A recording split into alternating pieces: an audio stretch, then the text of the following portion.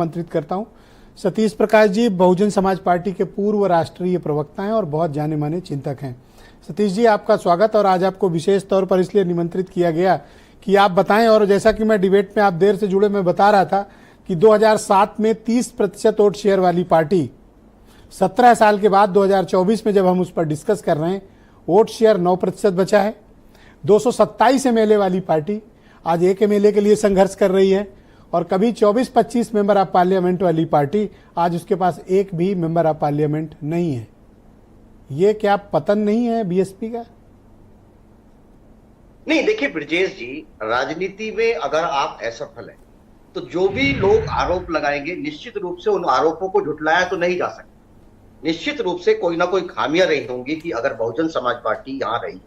लेकिन कुछ सवाल जो है, देखिए मुझे बहुजन समाज पार्टी की रणनीति में एक थोड़ा सा परिवर्तन करने की कहीं ना कहीं आवश्यकता रही कि तमाम संचार, देखिए हम ग्लोबल दुनिया में रहते हैं, तमाम संचार के वे साधन है, अपनी बात कहने के अलग अलग प्लेटफॉर्म है। राजनीति हो या युद्ध हो, अगर आप वहां दो चीजें हैं, या तो वहां तलवार उठाओ या ढाल उठाओ। जिसके हाथ में ढाल होगी वो हमेशा बचाव करेगा, जिसके हाथ में तलवार होगी निश्चित रूप से वो वार करेगा। मुझे ऐसा लगता है कि बहुजन समाज पार्टी शायद चीजों को समझने में उसने बहुत कोशिश करी, उसके उम्मीदवार बहुत शानदार थे, इसमें कहीं कोई दो राय नहीं। चाहे जितने आरोप लगे बहुजन समाज पार्टी की, आप कार्यशैली के ऊपर सवाल उठाते हैं, उसके संगठन के ऊपर सवाल लगा, उसके चुनाव लड़ने के ऊपर सवाल उठाते हैं, क्योंकि आज वो असफल है और आप सवाल खड़ा कर सकते हैं। लेकिन शायद ये दुर्भाग्य रहा कि आज अगर उत्तर प्रदेश में बीजेपी इतना नीचे आई है तो उसके पीछे कहीं ना कहीं बहुजन समाज पार्टी का भी एक बहुत बड़ा रोल है, इसमें कहीं कोई दो राय नहीं।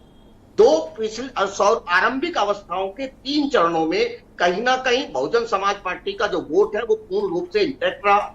चौथे चरण के बाद में उत्तर प्रदेश के राजनीतिक हालात चेंज हुए। अब वो हालात किस वजह से चेंज हुए, तमाम चारों तरफ जो आरोप का एक दौर चल रहा था, मुझे ऐसा लग रहा था कि शायद विपक्ष या आप गठबंधन कहें या बीजेपी कहें, एक तरफ से गठबंधन ये कहता था कि Bahujan Samaj party B party है बीजेपी की, और आराम से बीजेपी के लोग तमाम उसकी हामी में हामी मिलाते थे।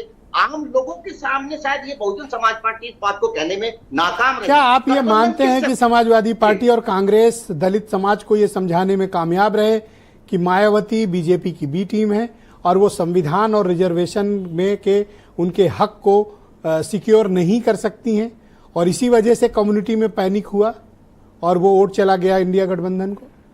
नहीं, देखिए 2-3 चीजें, जो चीजें एक्चुअल चीजें सामने नहीं आ पाई ना। गठबंधन का हिस्सा बहुजन समाज पार्टी होगी या नहीं होगी? गठबंधन की पहली बैठक को निकल करके बाकायदा बाहर मीडिया के सामने अखिलेश यादव जी ये कहते हैं कि अगर उत्तर प्रदेश में बहुजन समाज पार्टी इस गठबंधन का हिस्सा होगी तो मैं इस गठबंधन का हिस्सा नहीं रहूंगा। उसके बाद में बाकायदा तमाम संचार के माध्यमों से कांग्रेस ने ये बात फैलाने की कोशिश करी। 9 तारीख की वो डेट रखी, बाकायदा उन्होंने कहा कि हम गठबंधन करना चाहते हैं। अरे भाई, गठबंधन होगा, आपका किसी से कोई टेलीफोनिक बातें हुई हो?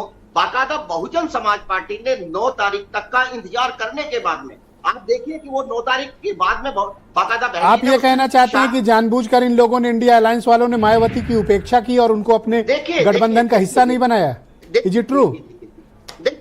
100% आप बात मान लीजिए। देखिए, पर आज के पहले कभी ये बात सामने नहीं है। नहीं, देखिए अगर आप कह रहे हैं तो मैं मानता हूं आप सही कह रहे होंगे। देखिए 100% आज संविधान बचाने की बात करते हैं, यही अखिलेश यादव की है ना। जब सरकार में आते हैं वो आरक्षण हटाने की बात करते हैं, आप बाकायदा आरक्षण बिल फाड़ देते हैं। तमाम जो संवैधानिक संस्थाएं हैं, तमाम वो मेडिकल। दूसरा सवाल ये है कि क्या दलित समाज ने अपने नए लीडर खोज लिए हैं? अखिलेश यादव, राहुल गांधी, चंद्रशेखर? नहीं, देखिए राजनीति में चाहे चंद्रशेखर हो या कोई भी व्यक्ति हो, अगर संगठन में आगे जाएगा निश्चित रूप से कोई भी व्यक्ति चुनाव लड़ सकता है, चुनाव जीत सकता है, अपनी बात समाज के बीच में जाकर के कह सकता है। लेकिन यहां मैं एक बात जरूर कहूंगा कि बहुजन समाज पार्टी को अपनी तमाम रणनीतिक व्यवस्थाओं में एक आमूलचूल परिवर्तन करना पड़ेगा। और ये चीजें देखिए, 2012 में आप किस मुद्दे के ऊपर चुनाव लड़े, तमाम देश की जो व्यवस्थाएं थी वो पर जो आप कह रहे हैं मायावती जी बदलने को कहां तैयार हैं? नहीं, बदलेगा। देखिए अरे बदल तो रहे थे, आकाश आनंद क्या हुआ उनका? नहीं, देखिए ये कह देना, अब ये भी एक आरोप है ना कि अगर उनको बीच में चुनाव से हटाया जाता है या बीच चुनाव से वापस लिया जाता है तो ये बहुजन समाज पार्टी का आंतरिक मामला है। हाउ कैन सर, ये आंतरिक कैसे हो गया? आप पब्लिक डोमेन में लड़ाई लड़ रहे हो और आप अपने सेनापति को हटा लेते हो और फिर कहते हो नहीं हमारा आंतरिक मामला। नो सर, राजनीति आपके घर की बात नहीं सर, ये पब्लिक डोमेन है, सार्वजनिक जीवन है।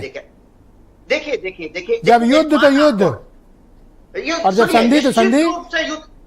नहीं 100% मैं आपकी बात से सहमत हूं, लेकिन एक बात आपको यह भी मानना पड़ेगा कि 2017 से जब पब्लिक डोमेन में पहली बार आकाश आनंद जी आए, 2017 से 2019 तक के आकाश आनंद कुछ और है, 19 के बाद में जैसे ही वो लोकसभा के चुनाव में आते हैं तब उनके अंदर एक बहुत बड़ा परिवर्तन हो सकता है।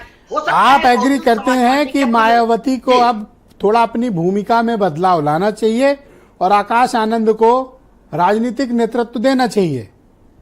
नहीं, देखिए एक बात आपको मानना पड़ेगा कि डार्विनवाद यहां भी होता है, चाहे कोई ऑर्गेनाइजेशन हो, क्या कोई राजनीतिक दल हो, समय के अनुकूल आपको परिवर्तन करना ही पड़ेगा। सर्वाइवल ऑफ द फिटेस्ट नियम है ये संगठन जी।